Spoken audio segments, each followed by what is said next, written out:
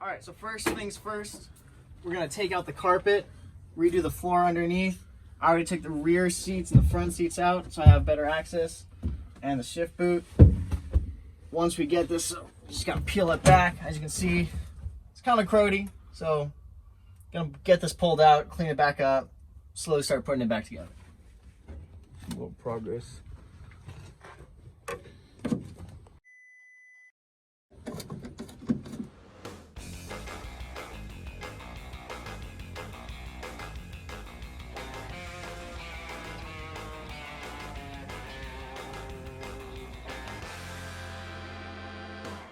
Good morning to all you fellow creatures who roam the earth and have access to the internet.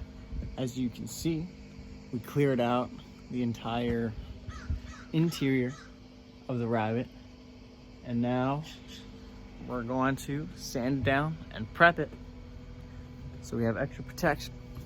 All right, get right to it. So during the scuffing up period and trying to get all this major rust out with a wire brush, we discovered a goodie hole.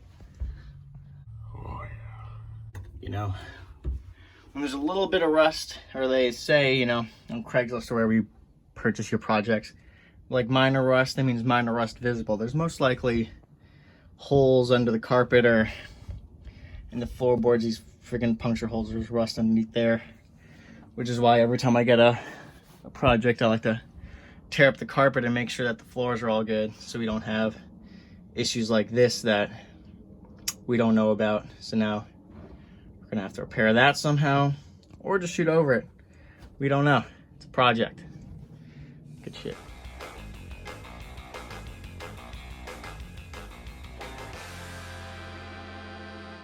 Cool. So the next step after you wipe it all down, get free of dust and stuff like that, is tape. Once you're done taping, I like to use this Zero Rust. It helps prevent the rust, so shake for 2 minutes. All right, here we go.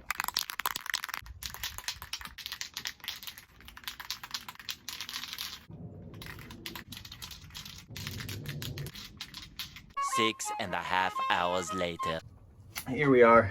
What I like to do, start spraying, get a nice even coat going, and then come about halfway down and spray again so you're overlapping. You know, get a nice uniform coat going on over here.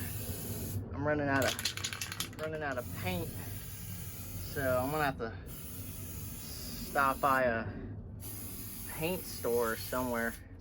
Oh, there that's like the last of it, and pick up some more of this stuff. So I actually had an extra can of black that I used instead of going out to the store and buying some. Yeah, once that's all done, let it dry for 24 hours or so, and then come back and see if it's good to go. All right, well now, since that the paint is dry, we can continue taping off what we don't want to get covered by this Rhino coat, or I guess truck liner is the actual term, that we're gonna spray on the floor for extra protection and stability.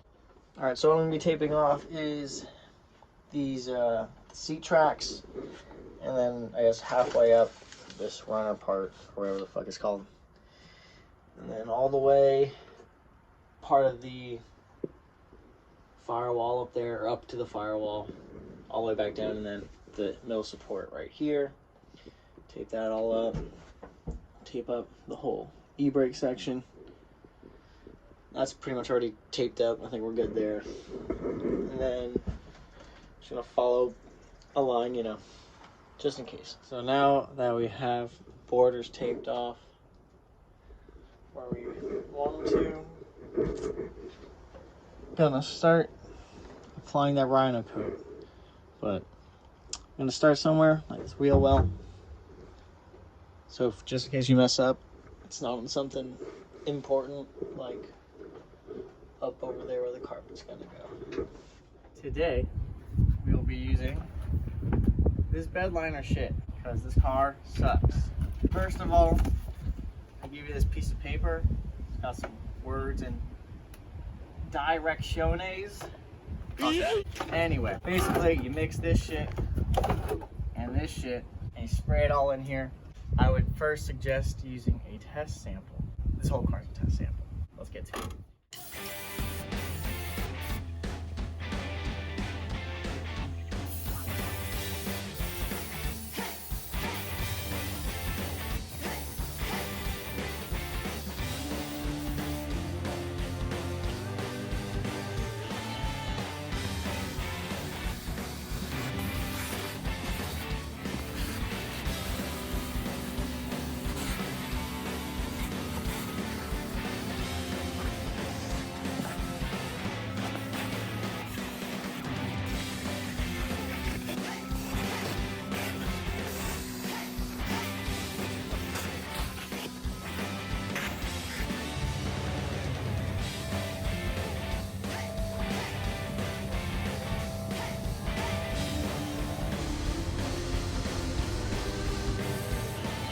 Not how you do it.